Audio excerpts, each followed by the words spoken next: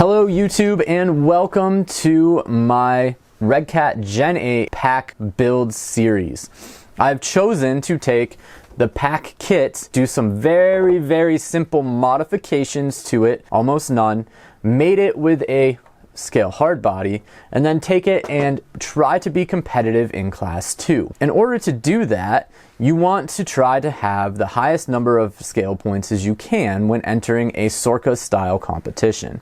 A lot of the bigger events in my area max their scale points out at -50. With that thought in mind, I take to the paper that I got from the RC 4-wheel drive East Coast Scale Challenge Facebook group, and I go through and tally up exactly what I think I'm going to want for points, and that determines the direction that I take my build. As stated earlier, we're going to go down through the scale point tally sheet. This is the process that I take every time I go to enter into a scale build, and so you will just see firsthand what I'm going to do as I think through what's happening. The very first thing I do is I take the chassis, I look it over, and I see what exactly I'm going to come up with there for scale points. So first off, I know that I'm always going to do metal front and metal rear bumpers. That's an easy -6 points. Additionally, I always go for a set of sliders, so I come up here and mark that. Okay, so looking at the Redcat Gen 8 just in its stock slider form over here, I can see that I am not going to have leaf springs front or rear. I don't typically run a spare tire because it's really heavy. It does have a chassis mounted servo in the front, so there's a -5, and it does have a functioning transfer case, and again there's a -4. So we're going to add those up. I got 9 there, and so that is how this all starts out. Then, as you know, I'm taking this purple VW body, which will not remain purple, and I am going to be using it. So we're going to have a full hard body. It will have a drop bed. Fender wells are a possibility if I need them. I know that I have sliders. I don't have any of that other stuff going on, so we'll just take a 12, and 3 is 15, and another 3 is 18.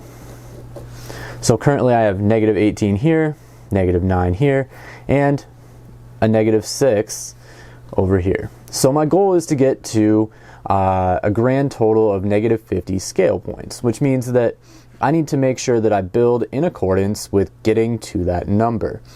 The whole goal here is to do it in the most efficient and effective way possible for the build at hand.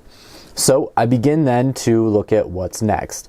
I know that I'm almost always going to get all of these points if I want or need them. So I take my -6 here and my -8. The first one is non-functional scale items, and my -8 here is for functional scale items. I will guarantee that I'm going to have a winch mounted in the front. No scale truck should ever be complete without a winch. This truck actually has a spot for headlights and taillights. I often don't do them on my builds, but with this one we'll consider that a great possibility.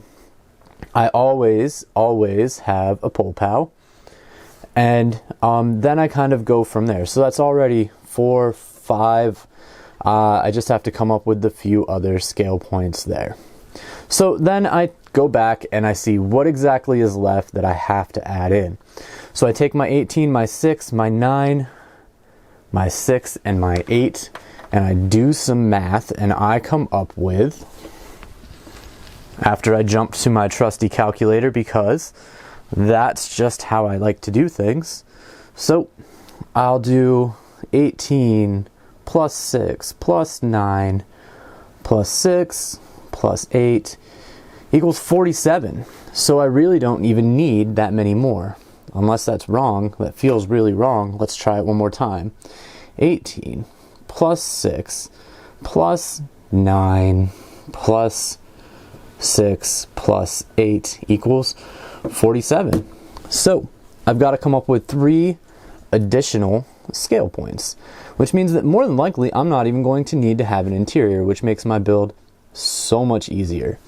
So without having an interior, a couple things you could do to make life a little easier on you so you don't have to do an interior. I think that I will probably do some fender wells. -1, -1. There's 2 of those 3 points.